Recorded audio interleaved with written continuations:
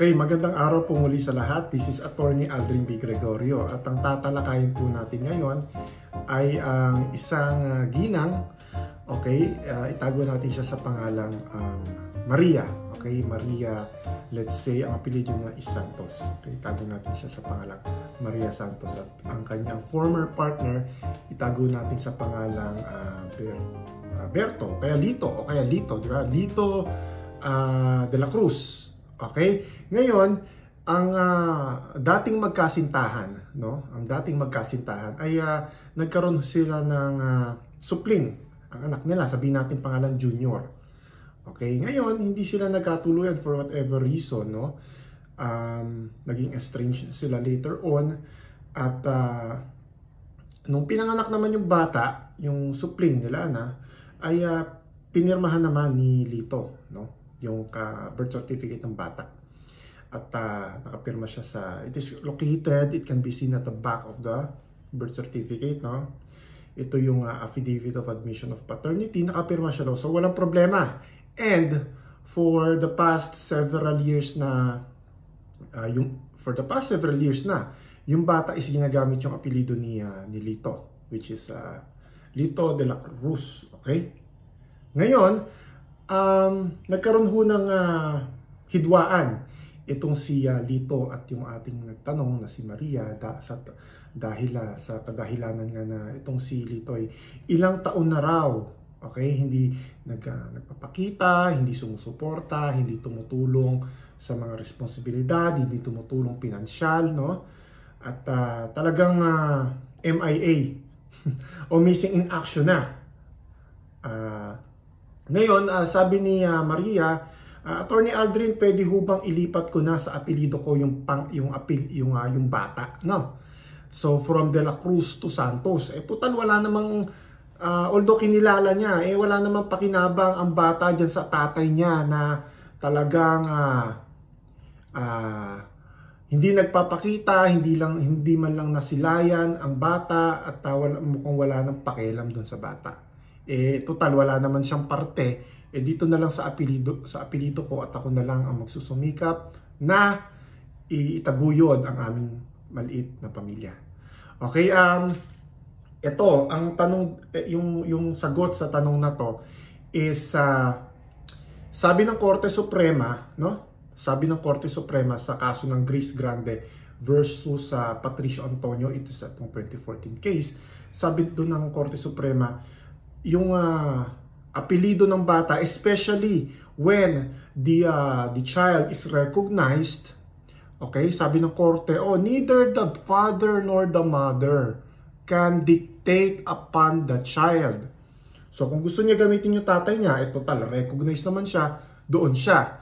Ngayon, kung gusto niya gamitin yung sa nanay niya, pwede rin, kasi siya naman ay isang non-marital illegitimate child.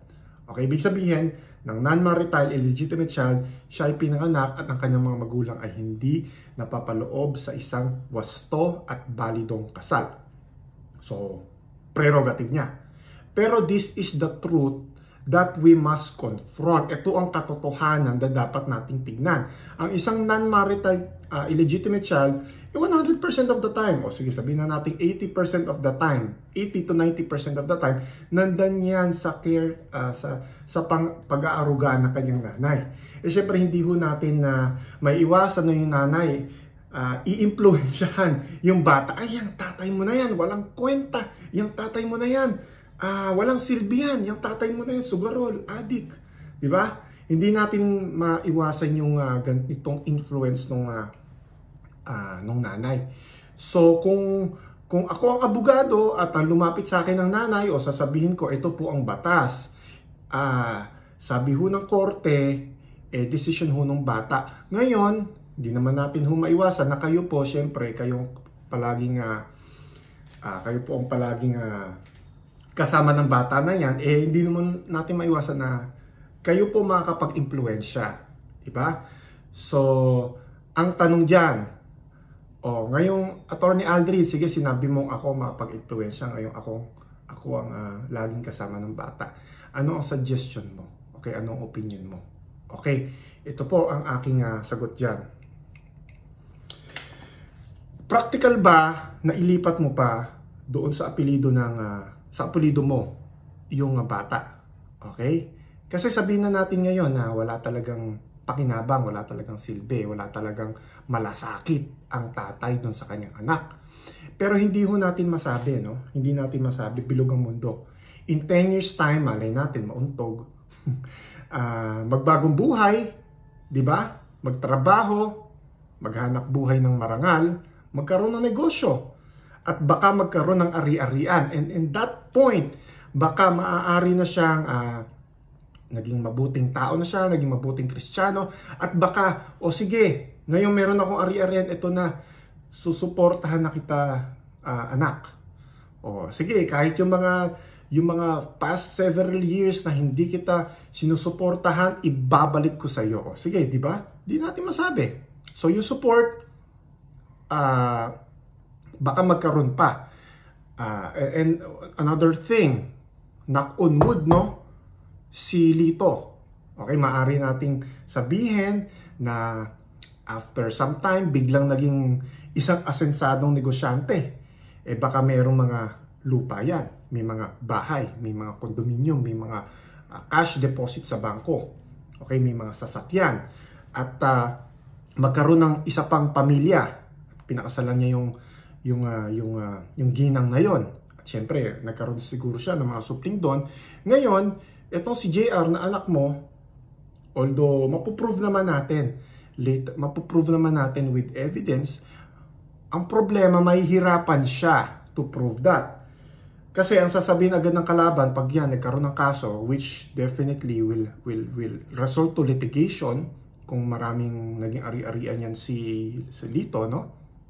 Sasabihin agad ng kalaban mo sa kaso, the reason o ang dahilan kung bakit nilipat mo ang apelido ng anak mo mula sa apelido ng tatay, which is recognized naman, papunta sa apelido mo, kasi sigurado kayo, sure kayo, 100% certo kayo, na yung batang yan, hindi anak ni Lito. So, nagka-problema pa. Instead na meron ng recognition of affidavit of admission of paternity, nakapirma sa likod ng birth certificate at throughout the lifetime of the father, di ba? Ginagamit niya yung apelido ng tatay niya. So, walang problema, malinis. At kung magkaroon sila ng hatian, either through partition, no? Or either through extrajudicial settlement of estate, meron siyang karapatan doon bilang anak ni Lito. O kung meron siyang, si Lito ay magkaroon ng last will and testament, regardless kung paano niya paghati-hatiin ng kanyang ari-arian, magkakaroon ng share ang bata, ang illegitimate non-marital child. So yun po yung sagot dyan. To summarize quickly, the court said, no, you cannot dictate upon the child kung anong gusto niya, especially kung recognized. Diba? On the practical side of the matter, syempre mabubulungan, di natin mapigilan yan, ma-influensya ng nanay. So sasabihin ko na lang sa nanay, ito po, practical po ba na ipalipat nyo pa doon sa apelido nyo ang bata? Okay, that's all for today, and this is Attorney Aldrin B. Gregorio. Salamat po.